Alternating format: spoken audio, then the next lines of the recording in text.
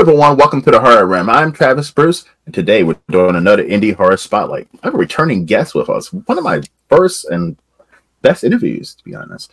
Listen, he is a director. He has a new movie out right now. It's called Restitution. You can find it on Tubi, Amazon, anywhere you stream movies. As well, he has a new book that's coming out. It's called Alpha Male. I have with us Mark Allen. Mark, welcome back to the Horror Room. Thank you, Travis. I'm happy to be here. Thank you for having me back. Anytime, man. Anytime. Now, listen, you have a movie coming out. Now, last time I talked to you, you were talking about a book, but you have a movie out now that's called Restitution. Tell us a little bit about that. Restitution is a revenge horror movie that I wrote. I think I wrote it in about 2012, 2013, something like that. And I sold it through Inktip, of all things, inktip.com. I sold it through Inktip back in 2015 to a brand new company called Terror Films, and a young fellow that I have since become friends with named Joe Dane. And just sold the script, knew I wasn't going to direct it. I was in the real bad place with my cancer at that time, and I didn't know if I was going to, I didn't know if I was going to live or not. And so I sold it so that I could get the money so I could move up here from Southern California up here to the Pacific Northwest, where I live now in Northwestern Washington. And what happened was Terror Films just exploded on the distribution side of things. And they didn't do any producing for quite a while because they had so many indie filmmakers coming to them with completed films, and they were looking for distribution. And, time goes on and life gets in the way, all kinds of stuff happens.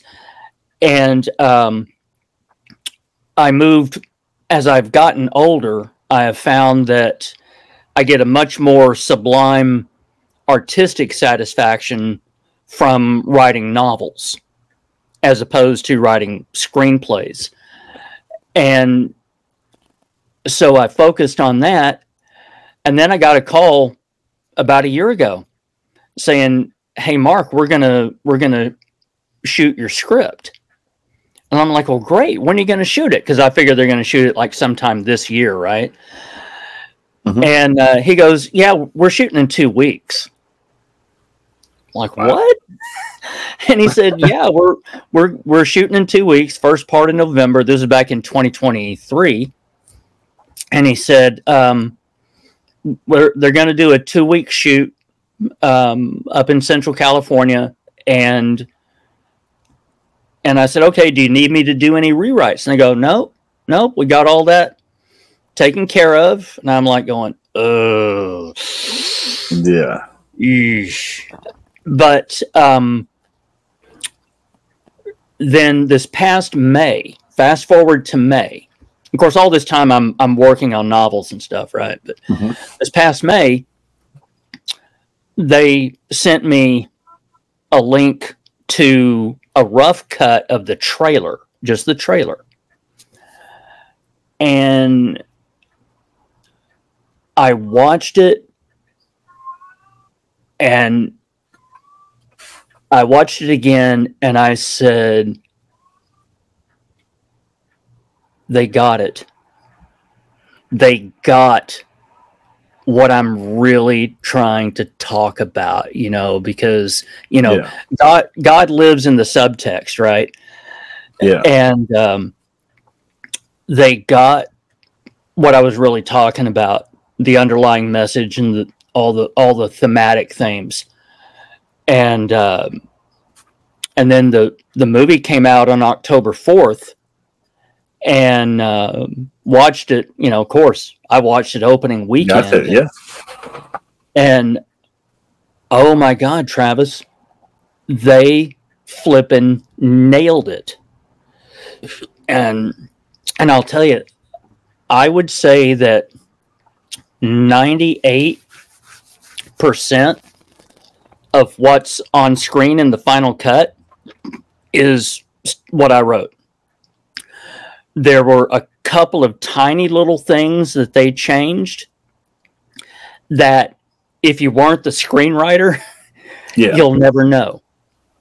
You know, the story just continues to flow the way every screenwriter hopes that the finished product will. And the terror films releasing, The Ninth House, a woman that I've never met in person, but her name is Autumn Federici Hirsch. Incredible producer.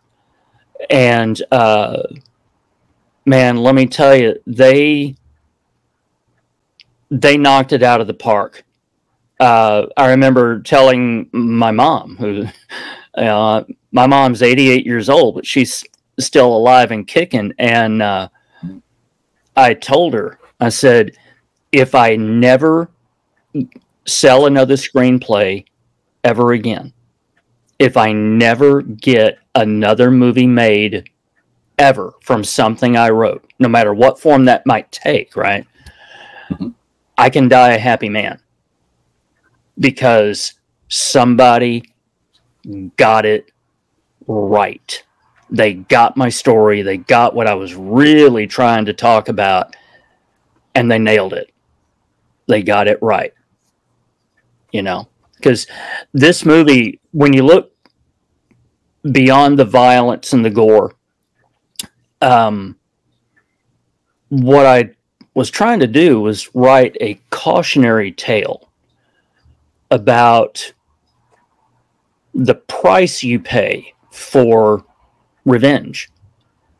That if revenge takes over your life and that thirst, that quest for revenge becomes all that you are,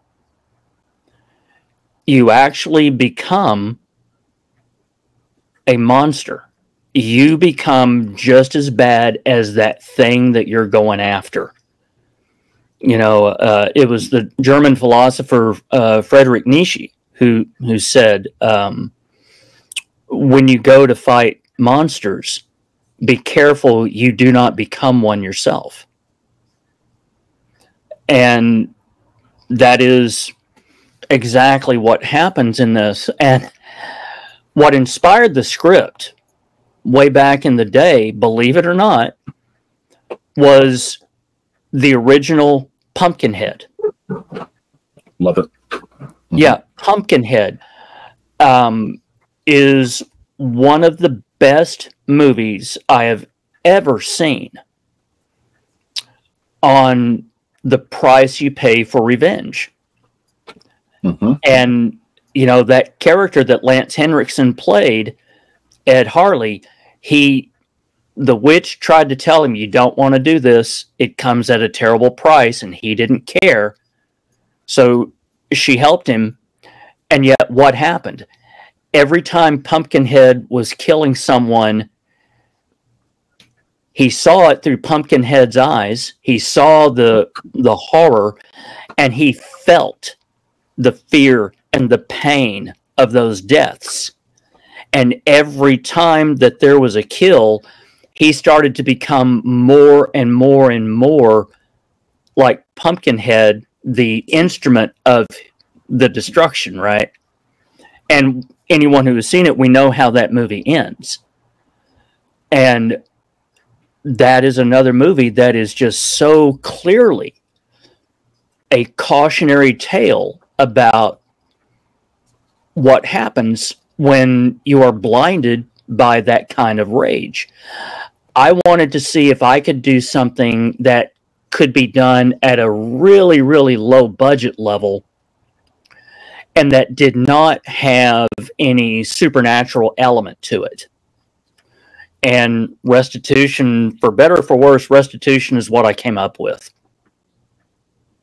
And that's interesting that you bring that up. I mean, because I mean, even like my personal life experience, it's so true with revenge. I mean, it's a natural instinct when it comes to human beings that someone wrongs you, you want to wrong them back, either equal to amount or worse.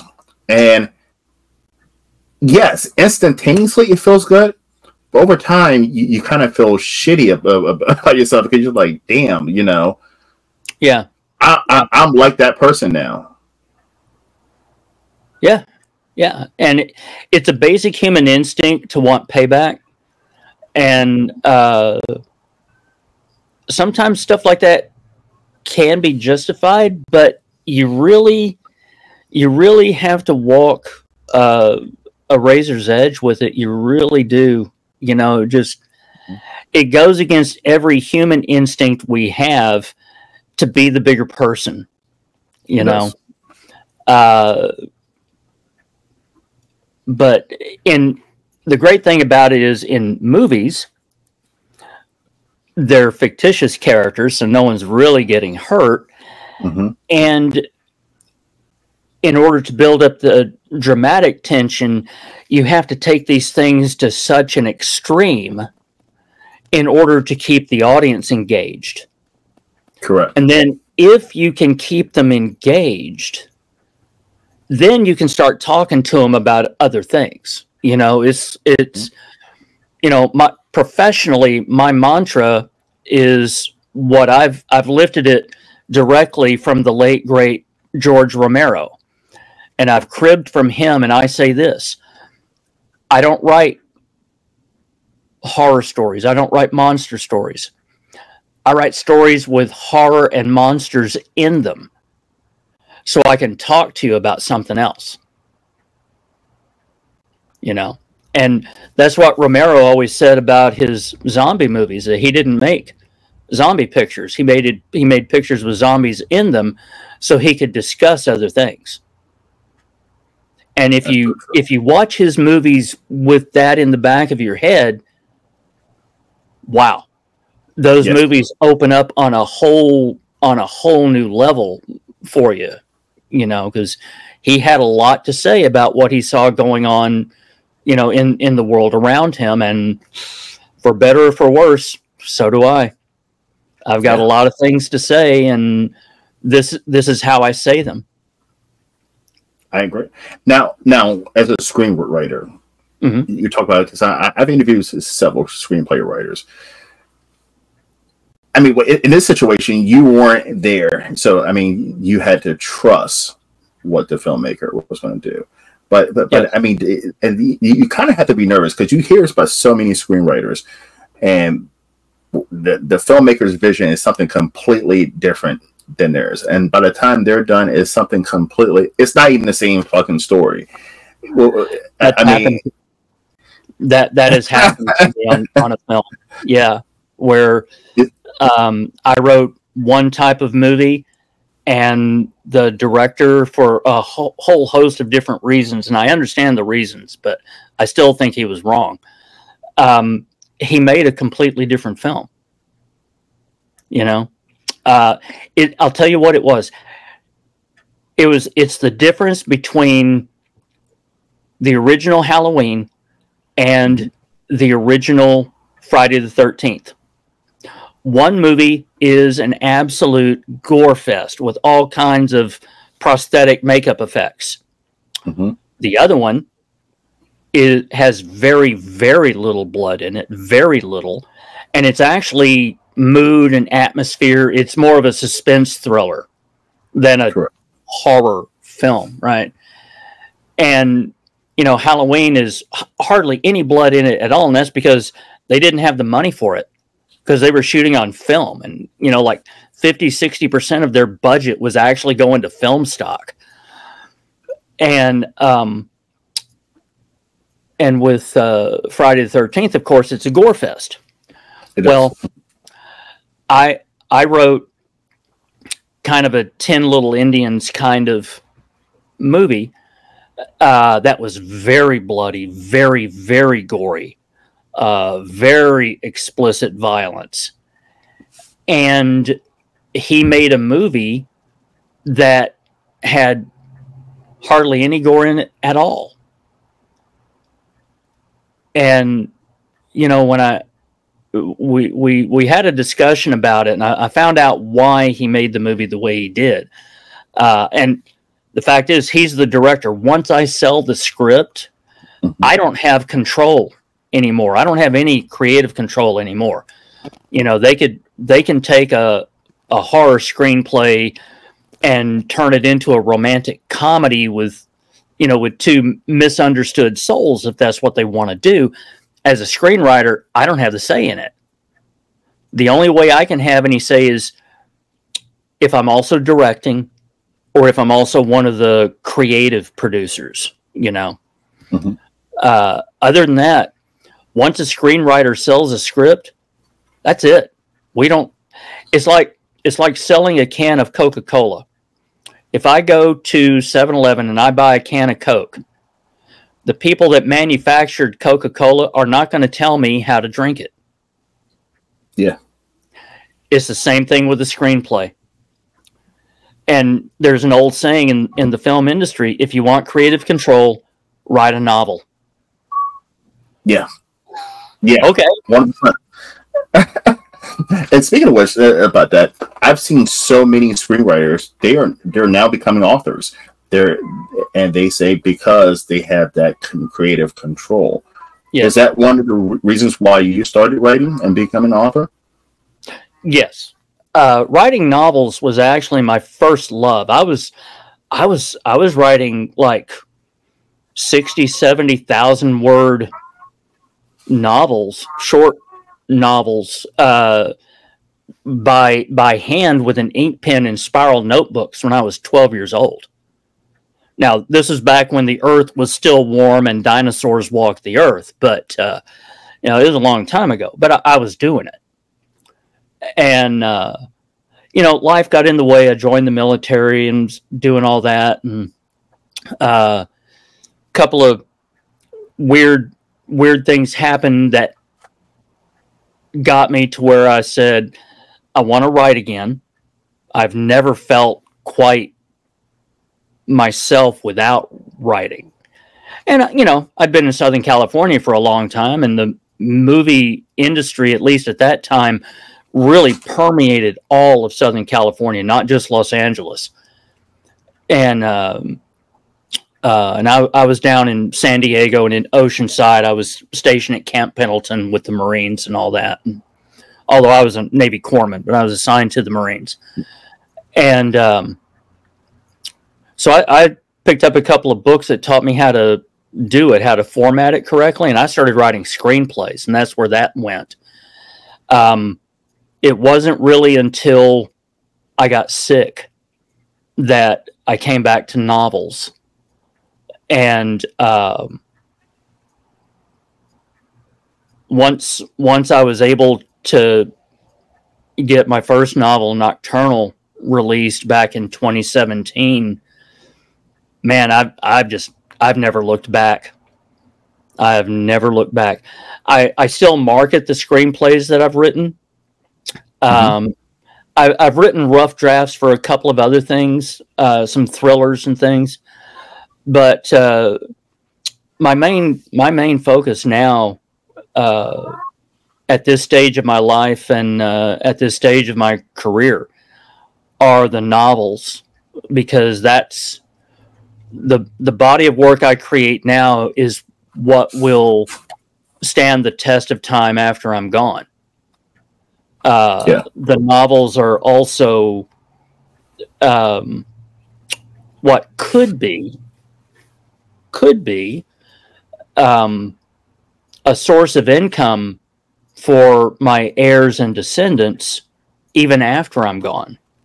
Because, you know, we see this all the time where, you know, someone's an obscure novelist and, you know, they have a cult following, that kind of thing, and they live their lives and they pass on, which of course is the natural order of things. And then somebody somewhere who's an assistant to the assistant to the assistant of some hotshot movie producer reads that book and they go, oh my God, this would make a great movie. Mm-hmm. And then they champion it all up the way. And then it's like, well, okay, find out who owns the copyright. And let's see if we can strike a deal or an option, you know. And as long as I have that end of it set up properly, before I kick the bucket, which hopefully won't be for many, many years yet, because I have too many books to write. But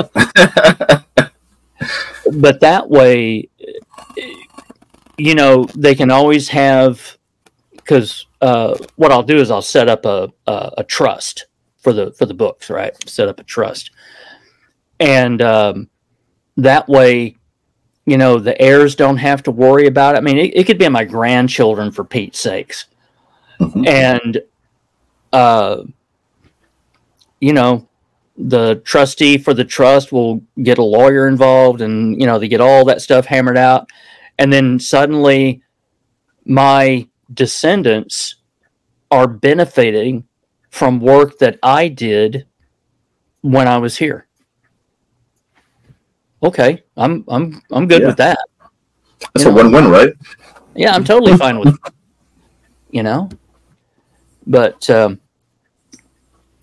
yeah. So, you know, Just Before Dawn came out about a year ago. We were talking before we came to air about that, and the book has done well. It on October 29th, 2023, Just Before Dawn hit #1 on the Amazon bestseller list for new releases U.S. horror. Nice. Yeah. Now, nice. It was only #1.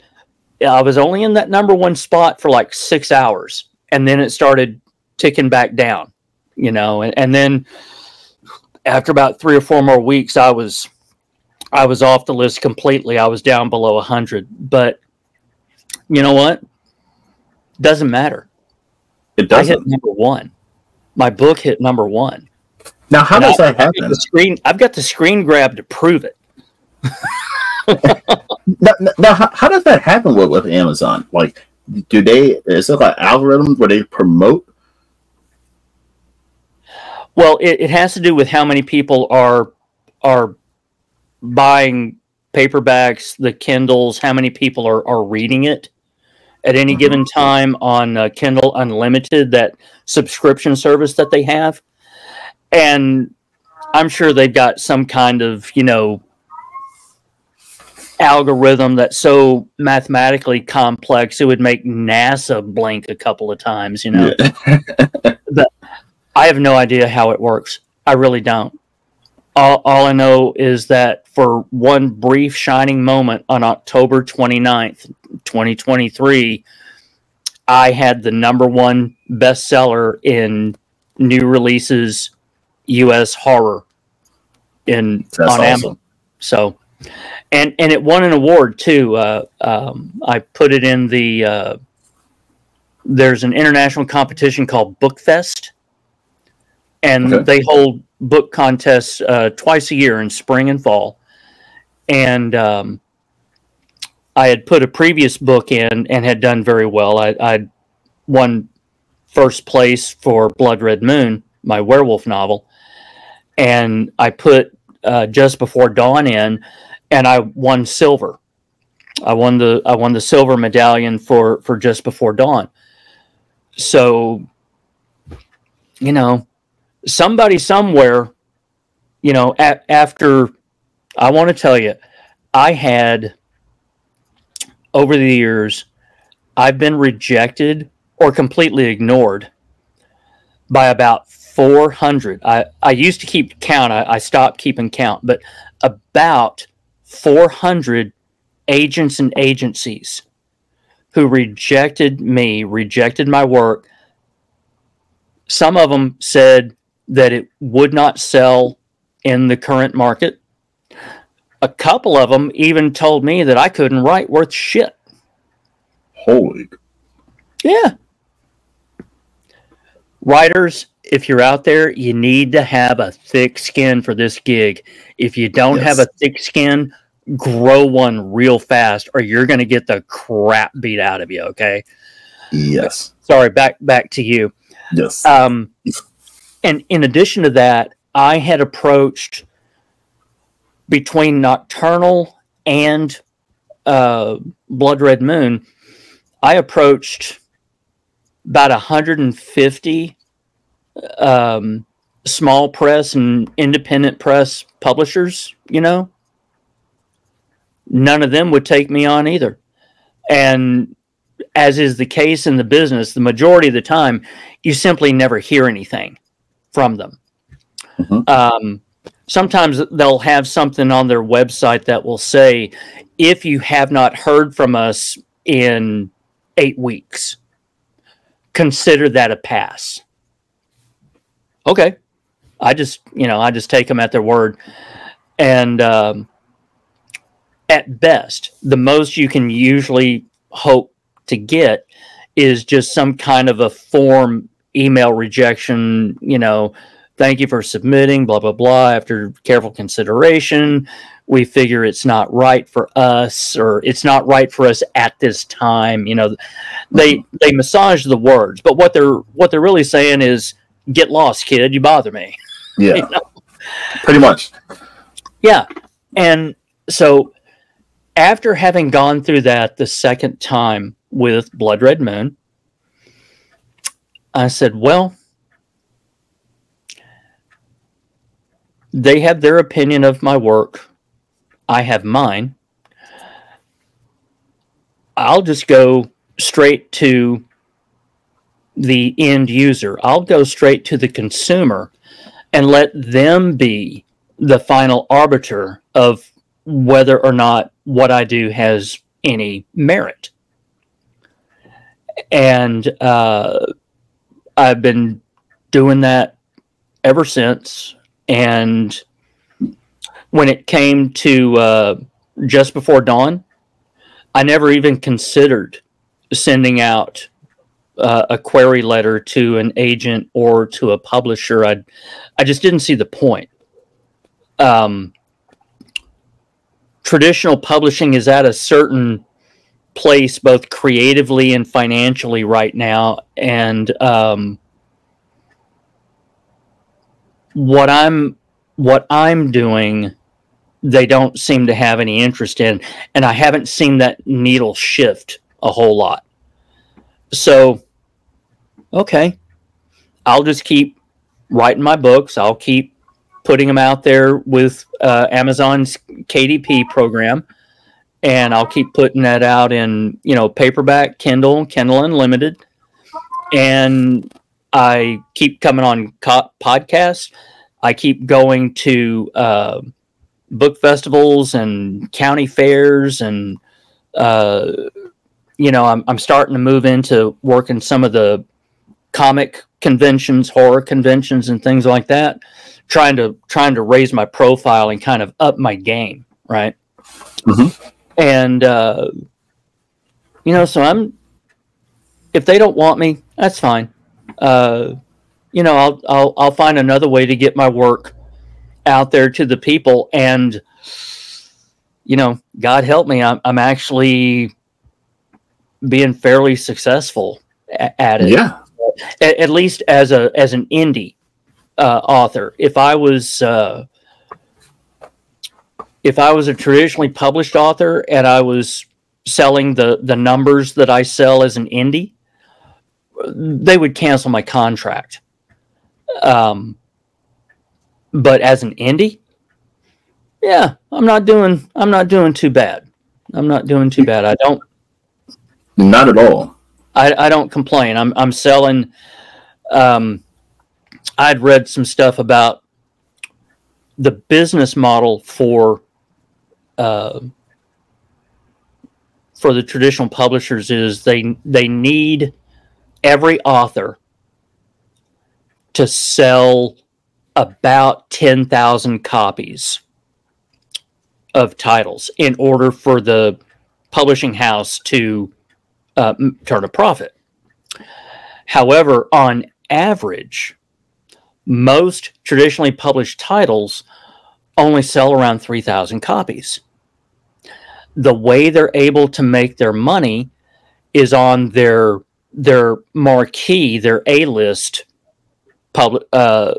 authors who are selling tens of thousands, hundreds of thousands, millions of copies. That's where they make their money. And the other folks, the ones who aren't up to snuff, they get their contracts canceled, and that's okay. That's the business. That's just how it works. It's business. Yeah, it is a business. You're selling art, but it's not an art. It is a business. So I do have a quick question about that. When it comes to so I'm a marketing guy, right? And business and marketing, right? And I know that you see how I operate with my YouTube channel, not on here, but just on social media and stuff. Right? I treat it like a business. Sure.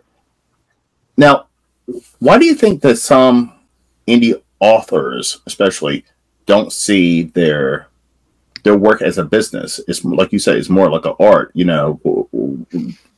Why do you think some don't market? Like you were talking about, you do a lot of marketing. You go to conventions. You're always out there. You use Marketing Macabre, by the way, Michael Joy, shout out, and guy.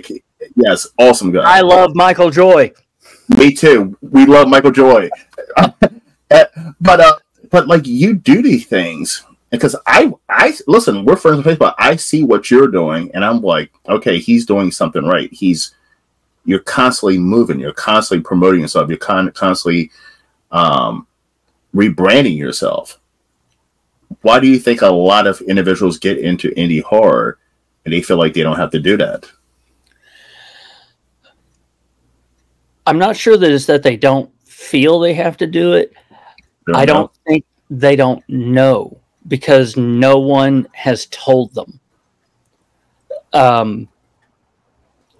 Every artist, every writer, we always dream. We've bought into the dream that gets perpetuated on us in film and television. The lonely, nerdy bookworm writer who's sitting in a coffee house. They pitch to an agent. And the first agent that they pitch to, reads 10 pages and goes, "Kid, I'm going to make you a star." And then you go to commercial break, you come back 5 minutes later, and suddenly they're living on Park Avenue in Manhattan. And the agent, "Don't worry about a thing. I'm going to handle all that. You just work on your novel." Which is what all of us want. We all want to just work on the novels. We don't want to. I don't want to do all the stuff I do. It takes away from working on the novels, which is why it takes me so damn long to get another one out. But having said that, I read an article online not too long ago, a couple of years back. The average, okay, indie author who puts a title out, that indie title average only sells about 200 to 250 copies over the entire lifetime of that title. Wow. And not to brag, and I hope listeners don't take it that way because I don't mean it that way, but I'm selling thousands a year, okay? And it's not that I'm all great and powerful and all-knowing. It's that I work bloody fucking hard at it. I am, as a marketing guy, you'll appreciate this. I am my own brand. I am the brand. My voice is the brand. The way I tell the story, that's the brand. Okay? My novels and every once in a while a film that I wrote or had something to do with. That's my product line. That's how I look at it. I am the brand. The books are my product line, and that's exactly how I approach it. So, I will, whatever my latest novel is, you've seen me. I'm absolutely relentless with it. And I'm sure people must get tired of seeing my stuff all over social media. Me too. Myself too. Yeah. But you know what? There's a part of me that wants to say, yeah, I'm sorry. But there's another part that says, you need to think about what I'm doing, and you need to think about why I'm doing it. Would I be doing it? Would I be investing this much time and the money, because it takes money to make money? Yes. Would I be investing my time, my resources, and my money? Because I'm a capitalist, baby. I believe in making money. Okay. Me too. I wouldn't do it if I wasn't getting bang for the buck. And so it's like I've got two hats that I wear. When I sit down to the blank page, I've got my writer's hat on. I've got the artistic hat, the warm and the fuzzy, and getting attached to my feelings and the feelings of the characters. And because I'm a method writer, just like a method actor, I'm a method writer. I have to understand my characters. I have to understand what they're feeling. I have to understand what they're saying, and I have to believe it. Yeah. Because if I cannot believe it, I will never make an audience member, a reader, believe it, because I won't be able to write it with any level of authenticity. And readers are so very smart. They're so savvy. They're so sophisticated. I never underestimate my reader. Okay. They'll smell bullshit from a mile away. Yes. So I have to be authentic with every sentence, every paragraph, every word, every keystroke. Has to be authentic. Has to be. Otherwise, you know what? My audience will turn on me like that. And all of a sudden, sales just go. So, Mark, I'm going to tell you something, too. So, like, even, I might get some shit for this. Even when it comes to my channel, right? You know what I'm doing, right? I give creators a spotlight, not to necessarily talk about your work. It's for the audience to see who you are as a person. That's because people are going to, if they like you as a person, they're going to, well, let me go check out that person's movie. Let me go check out that person's book. Like the project comes second to who you are if they like you. And you can look at, and I can just look at my interviews. I can go through my database right now and look at all my interviews and see who is doing well. And do you know how I can tell who's doing well? By the amount of views that their interview has. Because it's not coming from anything that I'm doing. People who are doing well are taking this interview and they're fucking plastering every damn where so everybody can see this interview. So I don't understand people who come on my show and do an interview. By the way, not bad mouthing, but I don't understand it as a business wise, as a marketing wise. You come on you come on a platform. I don't care what YouTube channel, and if you do not, once that thing goes live, if you do not plaster that damn thing on every damn social media, your damn mama should see it, your sister, your best friend, everybody should see your interview and be sharing it.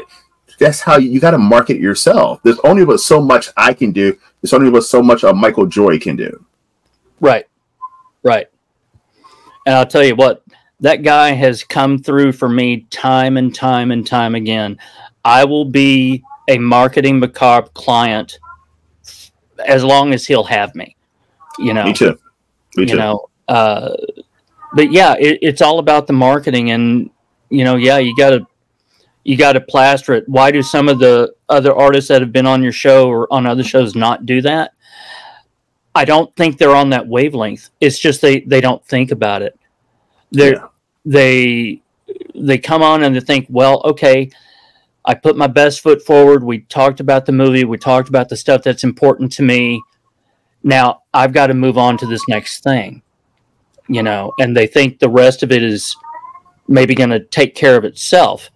And it's because no one has told them, no one has, grabbed them by the shoulder, pulled them in and go, guess what? You've still got to do stuff for this. You're only halfway done. Get out there and freaking promote it. Yeah. And you see, I'm not a real naturally intuitive person. I wish I was. Someone actually had to do that, had to grab me and say, Mark, look, you're only doing half the job. Mm-hmm. And once they clued me in, first of all, I was angry at myself for not figuring it out on my own because it was so simple. And once it was placed in front of me, it was so bloody obvious, Well, yeah, no one is going to champion me or my work quite the way I can. Correct. I mean, coming on here and on other podcasts that I, man, let me tell you, I harass podcasters all the time trying to make stuff. But that, it's like you say, it's all marketing, and a lot of artists just don't realize it. No one has told them. I had a kind of a big deal Hollywood manager for several years, and we parted ways at the beginning of 2024, and I instituted the parting, not her. And it was simply because things were not working. I'd been repped by her for 8 years, and how many screenplays we got set up down in LA? How many? None. Absolute zero. Bupkis. Just zero. And now she was doing what she knew how to do. She'd been in the business for like 35 years. And, she was going to major players, trying to get my script set up with budgets of like, $4 million, $5 million, $10 million, the big movies that would have been life-altering amounts of money for me. And, those would have been comfortably six-figure paydays, and certainly would have gotten me into the WGA and all that, and that would have been great, but it just wasn't happening. And I kept, last couple of years that I was with her, I kept saying, you know what, we need to widen our pool. We need to cast a wider net. Why don't you keep doing what you're doing? I'm going to go over here to some of the places I know to go at the shallower end of the pool, mm-hmm. where people are making movies for, they're making an entire movie for like, 100,000, 200,000, 250. And she was like, no, that doesn't work. That doesn't work. That's not what I want to do. And I said, yeah, but understand something. It's not your script. It's mine. Yeah. And we had some rather heated discussions about this. And because I kept saying, look, I don't care whether I get paid $10,000 for a screenplay or I get paid $150,000 for a screenplay. I don't care. Mm-hmm. As long as you get paid, yeah. Well, as long as I get paid, but it's that crucial step to getting my art, my work out there. And at the end of the day, as an artist, that's the only thing I care about. The money is just manna from heaven, as far as I'm concerned. And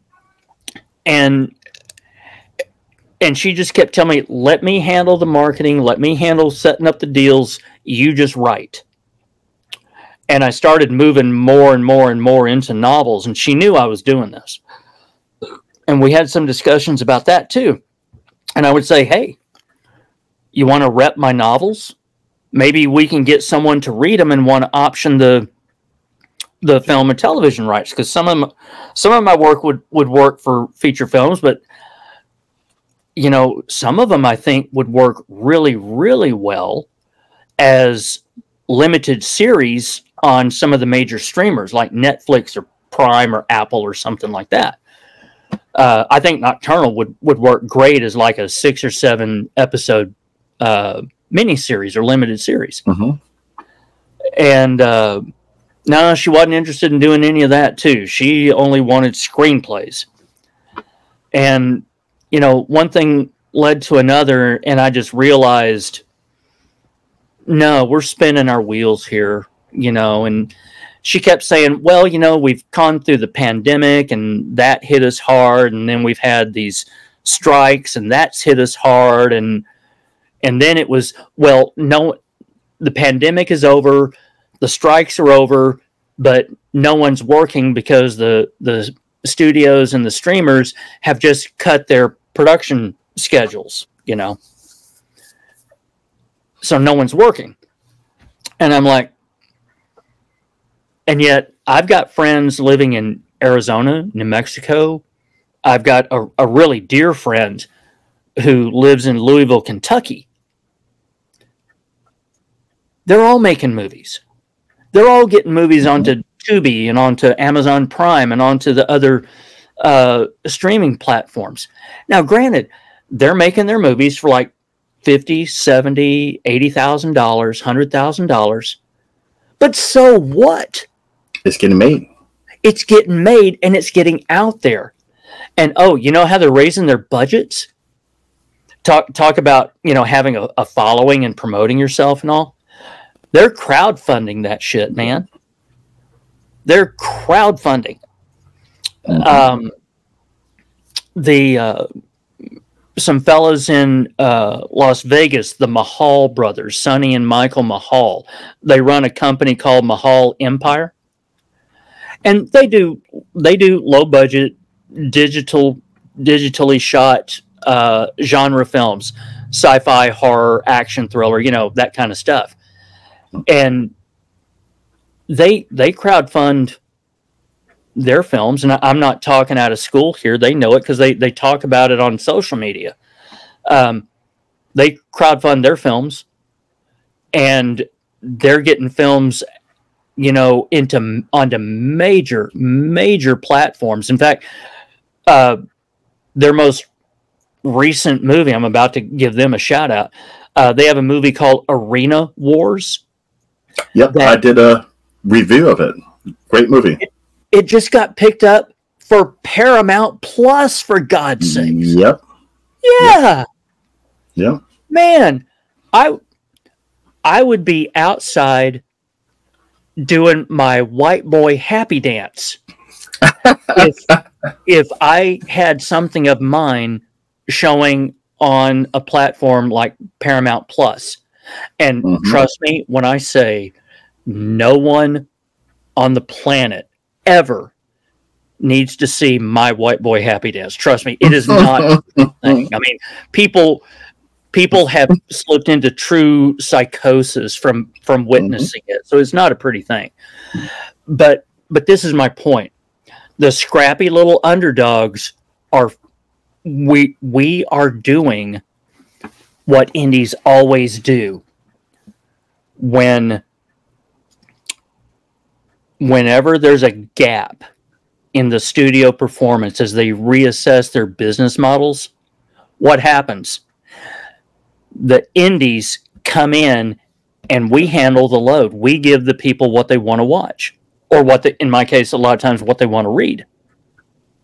You know, when the studio system collapsed in the late 1960s, that was when, you know, people like American International Pictures and Roger Corman and a lot of these other indie filmmakers of the time, that was when they really, it was really their time to shine, because they were able to take a topic or take a theme of a big movie that was going to take another year to make, and they could write the script and be shooting by the end of the week, and they could have it in movie theaters in, like, you know, 60 to 90 days, and they could get it out on the drive-in circuit and all that.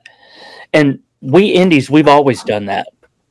We've always come in and we've always plugged the holes in the dam, you know, where the studios, for whatever reason, at that particular moment in time, they could not.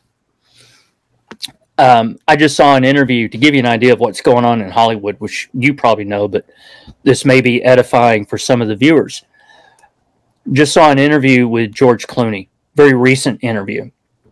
And he was talking about how the studios don't really nurture and grow movie stars anymore. They don't.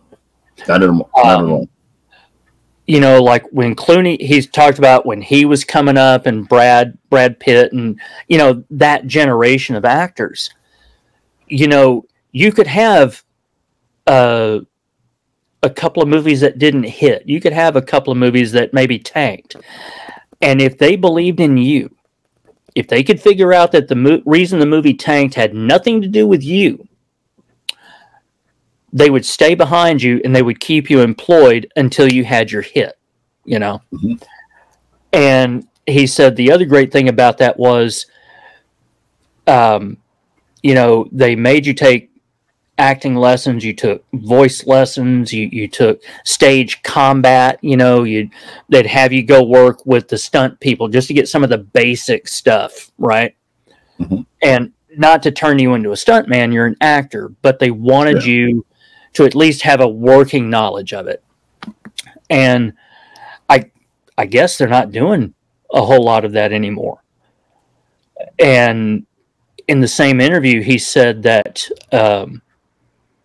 you know, a year or two ago, the studios were putting out 200 movies a year. That was their slate, all combined, all total, all the majors and the mini majors. They were putting out a couple of hundred movies a year. So you were going to have on average, you were going to have 3 or 4 new films out every week. In the coming year, the studios, and now this is Clooney saying this, is not me, but he said they're only going to put out somewhere between 40 and 50. And that tells me that the studios and the streamers are scared because their financial model no longer works, especially now that they have to pay residuals for the streaming, right? Which before they didn't have to do that. Now they do. And so the studios are going to make fewer films. They're going to be tent poles, like The Joker, movies like that, which you and I could spend an entire hour just talking about Joker 2. Holy crap. Yeah, I don't even know why that movie was made. Well, I'm not even going to go there because we don't have the time. But and the streamers, what the streamers are doing is their legacy shows, the ones that are established, they're staying behind those because they're making them money. But a lot of the new stuff, they're going overseas, to, you know, Europe, Asia, South America, all over the world. looking for existing things that they can license or that they can invest in for a relative to America, a very small amount of money. And then they can show it on their platforms as an exclusive.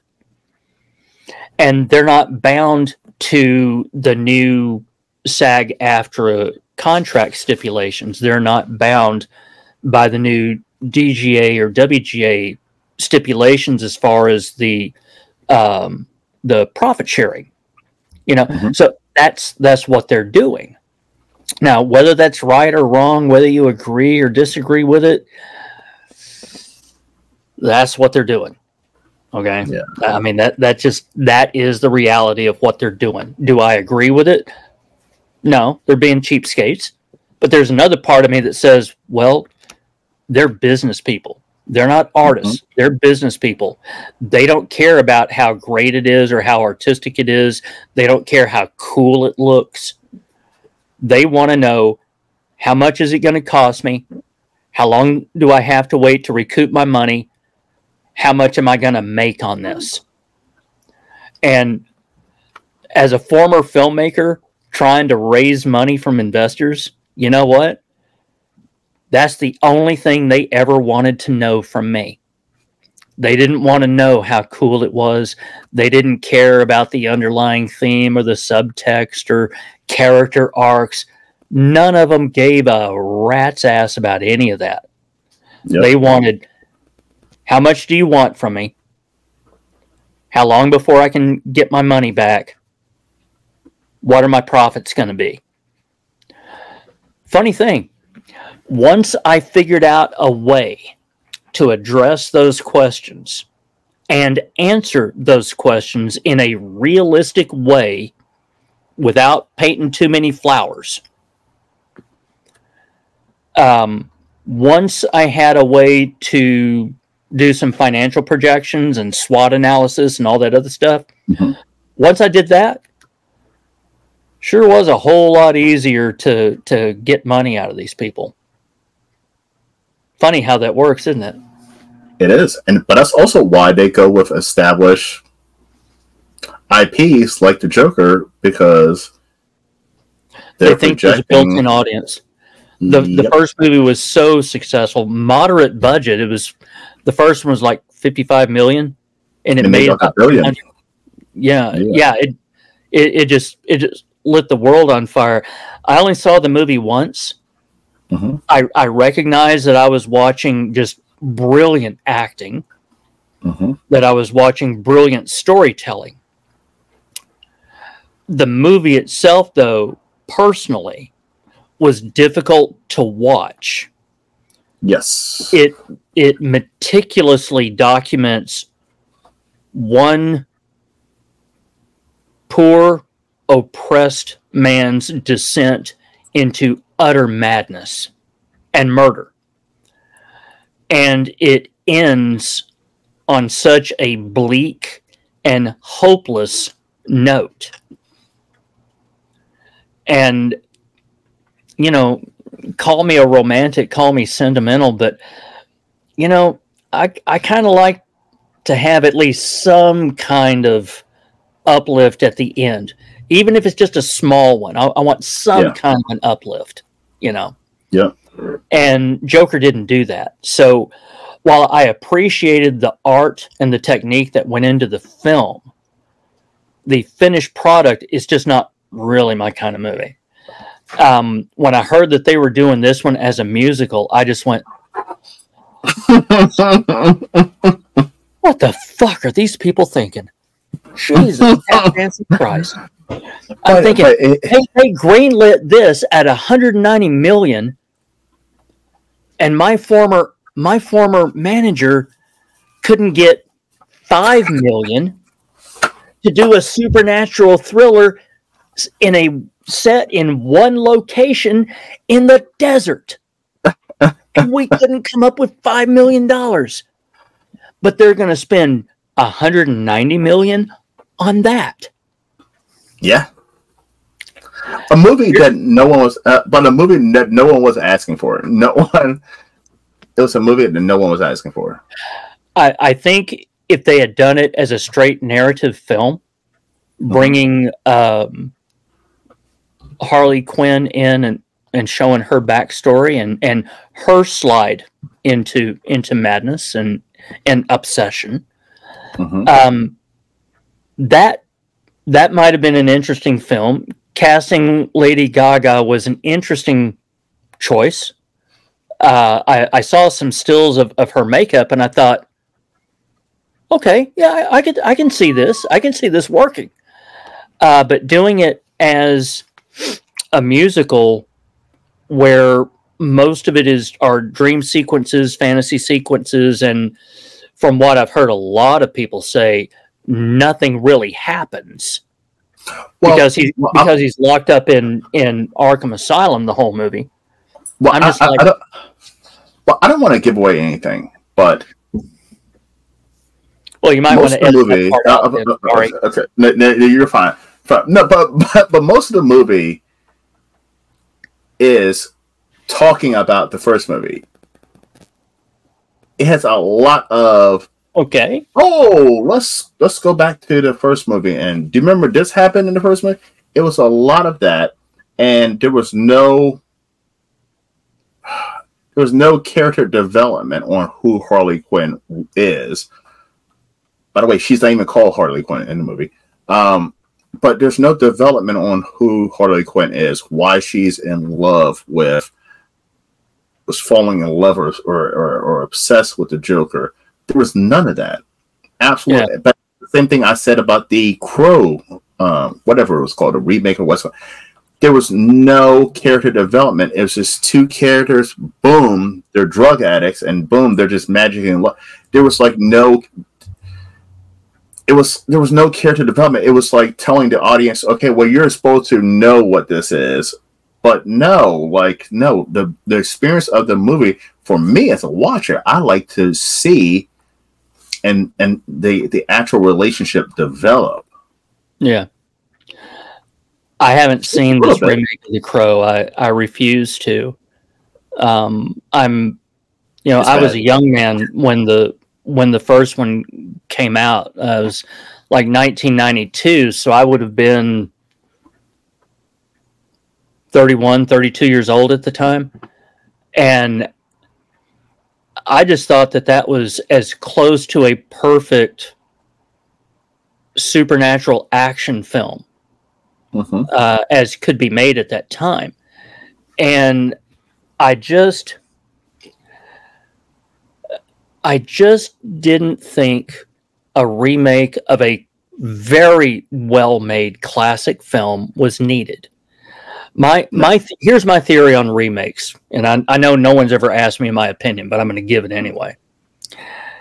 If you want to remake a movie, remake an obscure film, remake a poorly done film, find a film that had great potential but had a terrible execution, and remake that, and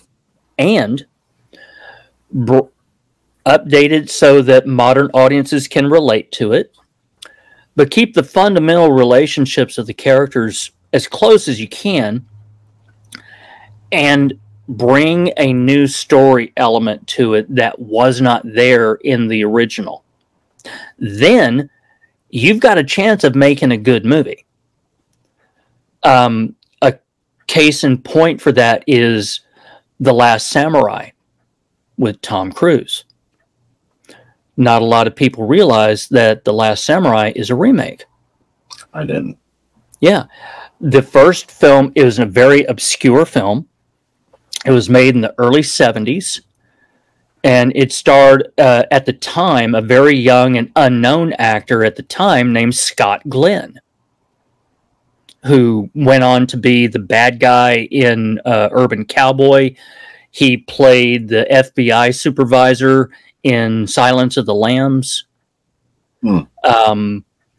He brilliantly played a serial killer in a rather low budget film called The Barber.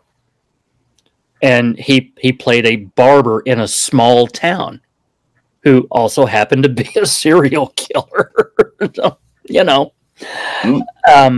brilliant, classically trained actor, you know. But anyway, the Last Samurai, the first one, obscure film, no one ever heard of it. And then what happens?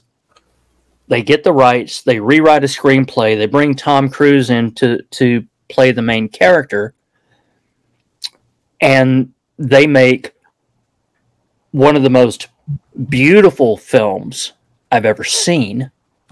Saw it in the theaters. Yes. Yeah, saw it in theaters. I own it. I've got a DVD of it over here on my cart right now. And not only did they tell this beautiful, beautiful story, Tom Cruise gave one of the best acting performances of his entire career in that movie. Anyone who says that Tom Cruise can't act, yes, he can. He really can. Tom Cruise can definitely.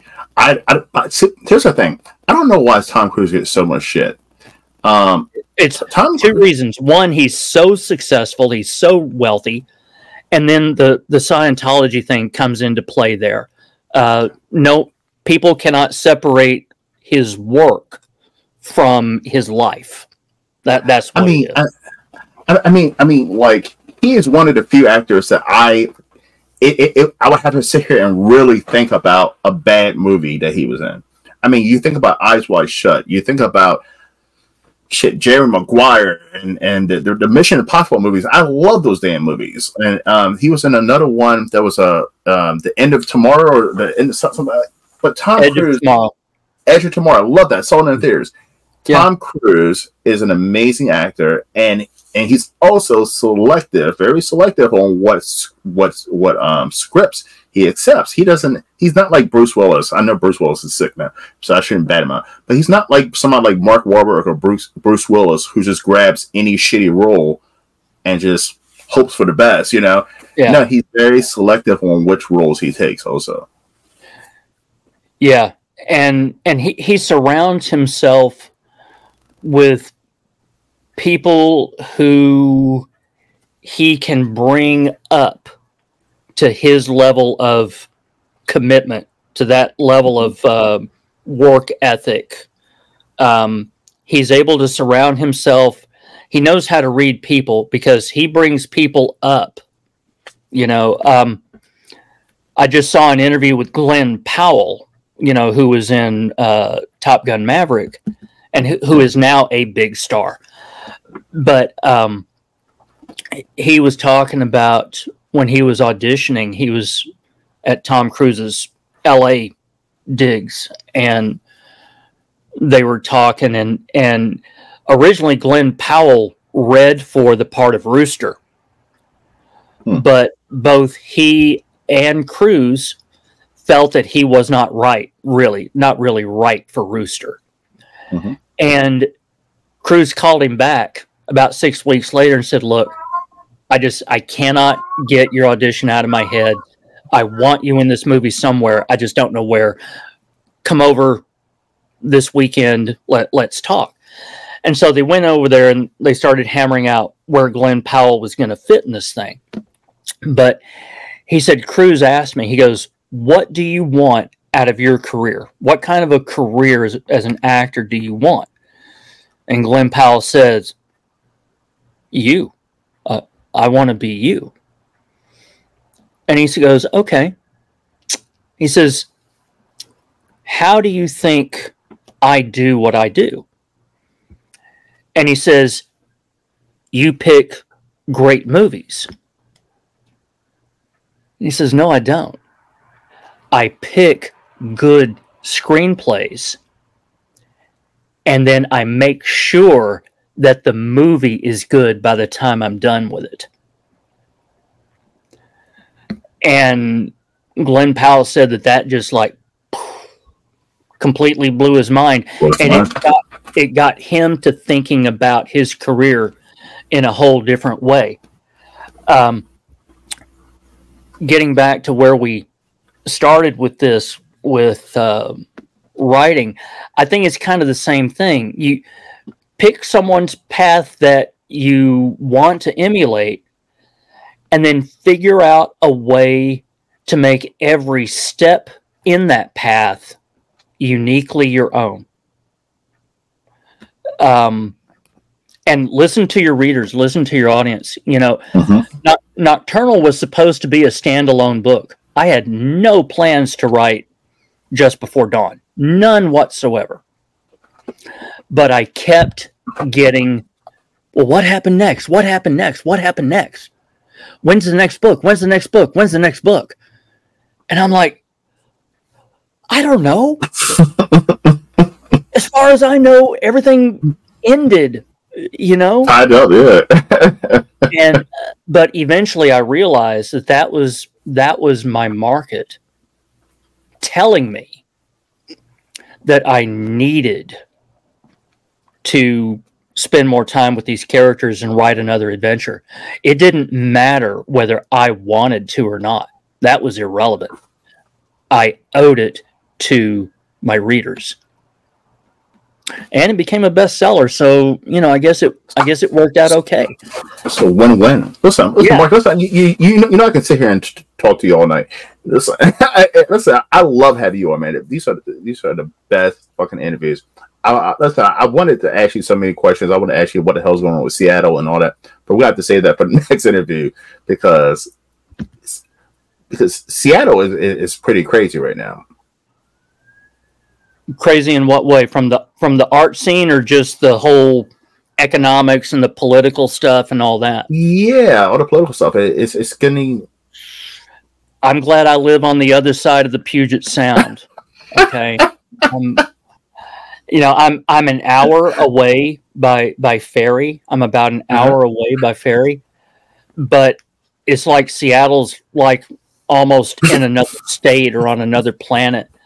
I'm a small town guy. That's how I started my life when I was a kid. That's how I'm ending my life now that I'm getting older. I'm a small town guy, and it's where I'm comfortable in my skin. The art scene in Seattle is hopping, and the Washington State filmmakers, the indie filmmaker scene, it be hopping, man. Let me tell you. There's some good work being done up here by unknown, obscure, very talented people.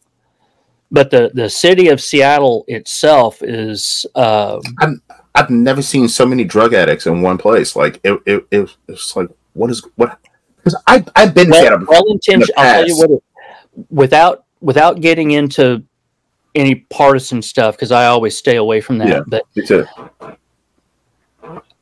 Some warm-hearted, well-intentioned policies suffered from the law of unintended consequences and just backfired badly. And it's taken some time for some of the powers that be there to wake up. And certain things are starting to slowly turn around, both at the municipal and county level. And there's some stuff that we're going to be voting on at the state level. That's going to help, because it's not just Seattle. Tacoma is having problems. Olympia, the state capital, is having problems, and Spokane out east. Excuse me. Spokane is having problems too, and a lot of these things they have to be addressed. They have to be implemented at the city level and county level, but the actual legislation is going to have to be at the state level in order to really turn it around. And it's going to take time. It's not going to happen overnight, but you know, but hey, I'm going to be at Grit City Comic-Con on November 9th in Tacoma. I'm going to be selling books all day. I'm also going to be at Crypticon in Seattle next May. That's a huge one. And I'll be there with the books I have. I will also have my next novel, Alpha Male. I'll have it with me there too. Alpha Male is a sequel to Blood Red Moon.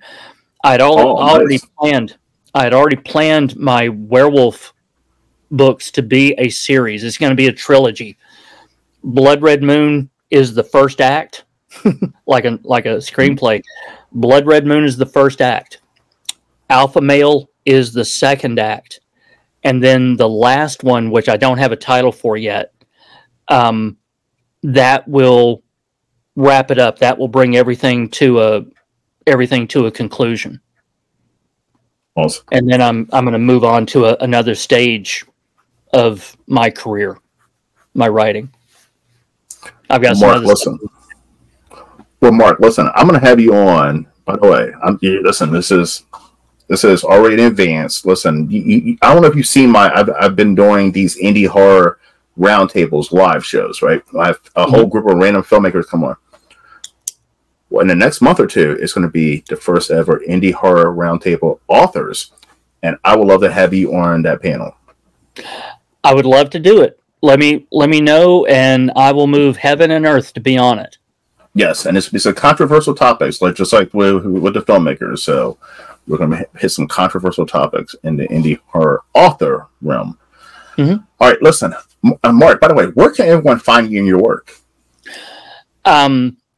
All of my novels are published exclusively through Amazon, which sounds a lot better than saying I'm an indie or a self-published writer. I say, well, I publish exclusively through Amazon, and, so everything is there. I publish in paperback, Kindle ebook, and for the people who subscribe to Kindle Unlimited, all my titles are available through Kindle Unlimited. Awesome. And listen, also too, get over to Tubi and Amazon.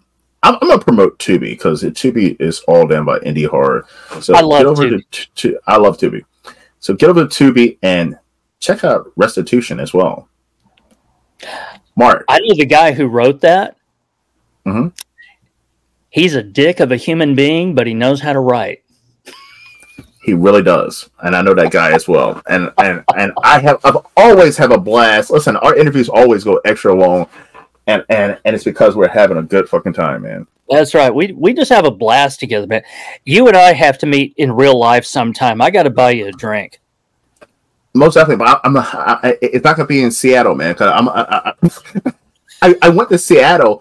I'm telling you right now, I went to Seattle recently, and I'm sorry. And the last time I went to Seattle was like years ago. Because I'm a huge baseball fan. I went to see the Mariners play, and I remember Seattle being this vibrant city, and it was just like young professionals and this and that. And I live in Baltimore, so like if I want to see drug addicts, I can just walk outside of my house, right in Baltimore.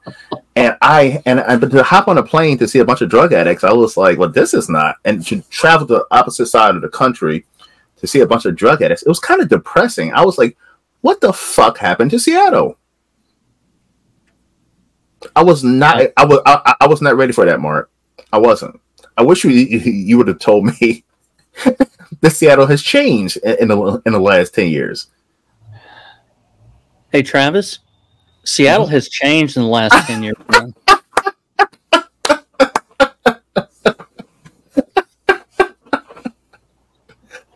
Who knew? Like, how come this is not talked about? How come this is not talked about like nationwide? How come people are like, oh my goodness, this is a big drug epidemic in Seattle? Like, I was completely unaware. There are. I may be giving too much truth here because a lot of times nothing is hated more than the truth. But I'll tell you why it's not talked about more.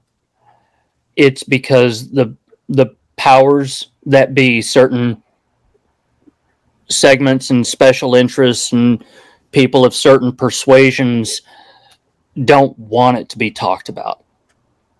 For some of that is for political reasons. Some of it is over ego. Some of it has to do with money. You know, I mean, God forbid if you ever actually solve a problem, because if you actually solve it, then holy crap, what do you need year after year after year of continued funding for if you actually solve the problem? Jeez. I just don't want anyone to think that has been in Seattle in a long period of time and think they're going to go on vacation to Seattle and have a wonderful time. You're still going to have a wonderful time in Seattle, but there are still parts of the city that are just absolutely beautiful. Yes. You know, the Space Needle, you know, Pike Street Market, the waterfront down by the ferry landing and everything. But yeah, certainly there are parts of Seattle where you don't want to get caught out after dark anymore. There are parts of the city that used to be safe that, you know, I'm retired military. I've seen combat on 3 continents of the world. I know how to fight. Okay. Guess what? There's places in Seattle I won't go because I'm not a coward, but I'm not an idiot either. You know, it doesn't matter how tough you are. If you've got, you know, 4 or 5 people coming at you with machetes, or they're pulling a gun to, you know, blow your innards out. You know, it just. Because like the most dangerous person you can meet in this world is someone who has nothing to live for and nothing to lose. Yes, absolutely. And you know, living in Baltimore, I'm a tough guy and this and that in my, you know, I can defend myself and so forth. But being a tough guy in a place like Baltimore or Seattle will get you will put into a grave. Because you're dealing with individuals who have nothing to live for and nothing to lose. Yeah. And those are the most dangerous fucking people. They have no respect. They hold no value for their own lives. So they're not going to respect or hold any value for yours. And I mean, I have to get out of that macho mindset that served me well in the military, you know. But, you know, couple of months, I'm going to turn 63 years old. I cannot stand toe to toe with someone in their 20s or 30s and, you know, expect to come out on top. But Mark, I can't. Listen, I'm 42. I can't do that. I'm 42 and I can't stand toe to toe with someone who has a gun. Exactly. I can't. I'm not Chuck Norris or Jean-Claude Van Damme or anything like that. I gotta be realistic. I cannot stand. I don't want to stand toe to toe. Anyway, Mark, we're going to listen.